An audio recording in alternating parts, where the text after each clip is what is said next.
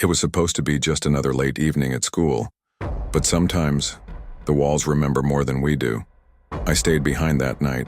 Everyone else had already gone home. The hallways were empty, too quiet. I was working on a project for my history class, and I needed extra time. The library was closed, so I slipped into an empty classroom on the third floor. The door creaked, the lights flickered, but I didn't think much of it. It was just an old building, over 100 years old, the kind of place that smelled like chalk and dust even when it was freshly cleaned. I spread my books out, pulled out my notebook, and tried to focus. The hum of the fluorescent lights filled the silence. Every now and then, a pipe would groan somewhere above me. Old schools always made sounds like that, but then I heard something else. A faint scrape, like a chair moving across the floor. Only, it didn't come from my room. It came from the classroom next door. I froze. There wasn't supposed to be anyone else here. The janitor always worked downstairs, and the security guard stayed near the front entrance. Still, maybe someone else was working late too. I shook it off, kept writing. But then it happened again. The sound of a chair sliding slowly across the tiles, followed by a sharp thud. I stood up, went to the door, and listened. The air was heavy, thick with silence. I turned the handle, peered into the hallway.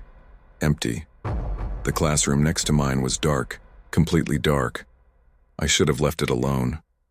But something pulled me toward it, like I had to know. I stepped quietly across the hallway, tried the handle. Locked. Strange. All the classrooms were usually left open until the janitor did his rounds.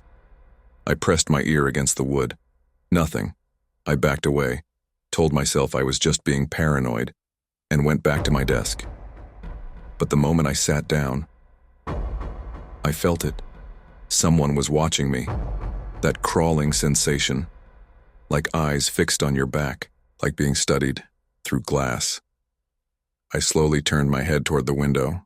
The classroom next door shared the same row of windows, separated only by a thin wall.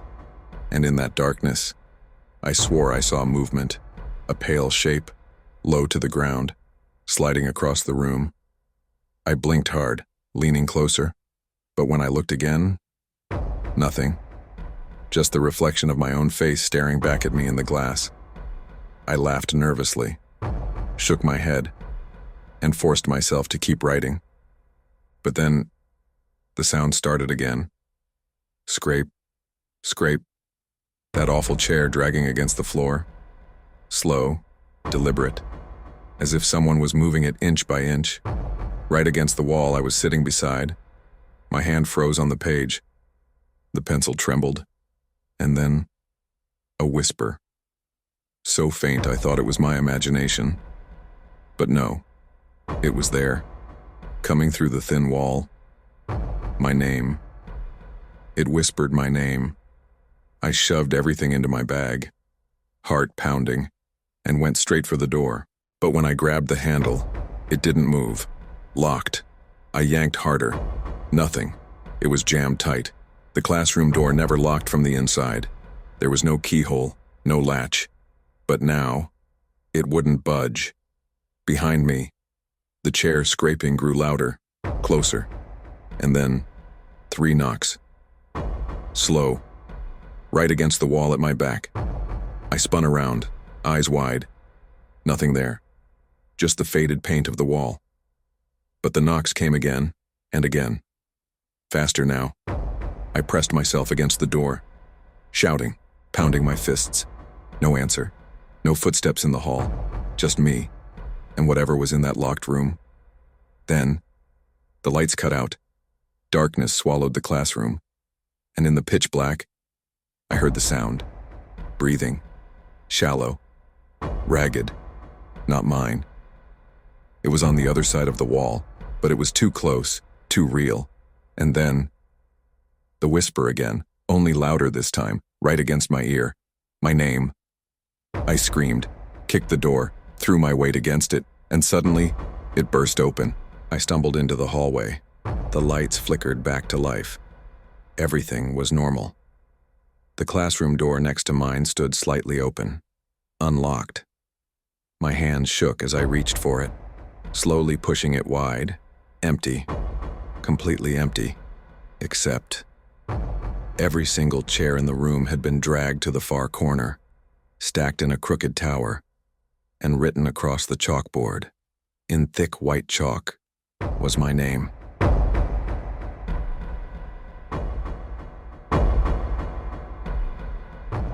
I never should have stayed after practice that day, but I had to.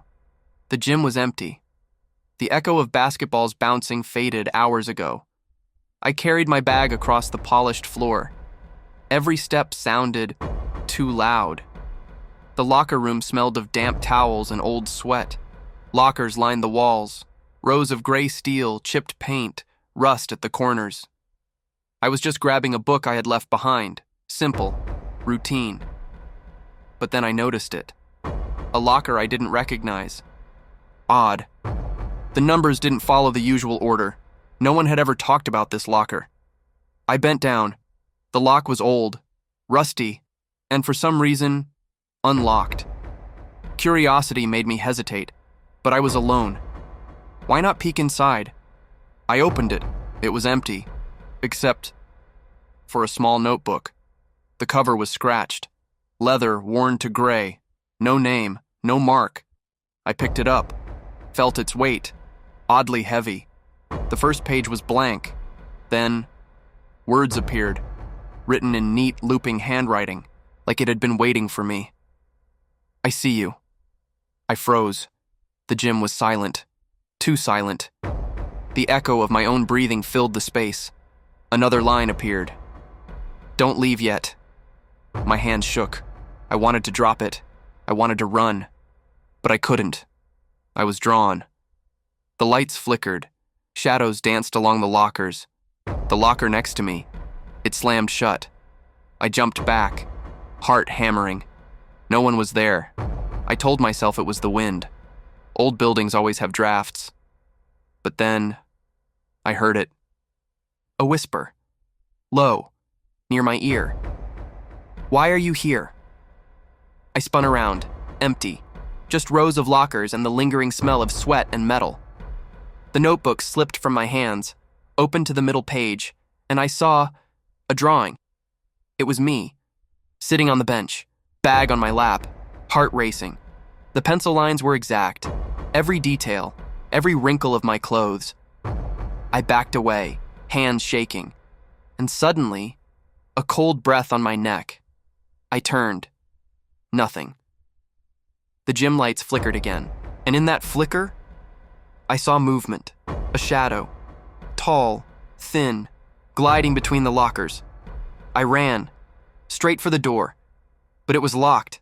The handle didn't turn, no matter how hard I tried. The shadow, it stopped, just beyond the last row of lockers, watching. Sit, it whispered. I couldn't move. My legs refused to obey. The notebook. It floated from where it had fallen, landing at my feet. The page turned itself. You shouldn't be here. And then, the lockers around me began to rattle. Slowly, one by one, a rhythm, like a heartbeat. I screamed. The shadow moved closer, closer, and then, the lights went out completely, pitch black. I felt it then, hands, cold, pressing against my shoulders. I clawed at the air, pushed, struggled, and suddenly, silence. I opened my eyes. The lights were back. Everything normal. The lockers were still. The notebook lay on the floor, empty. I grabbed it, ran out of the gym. I didn't stop, not until I was outside. The wind hit my face, cool and real. The night was silent, but when I got home, the notebook was on my bed, open to a new page. Welcome back.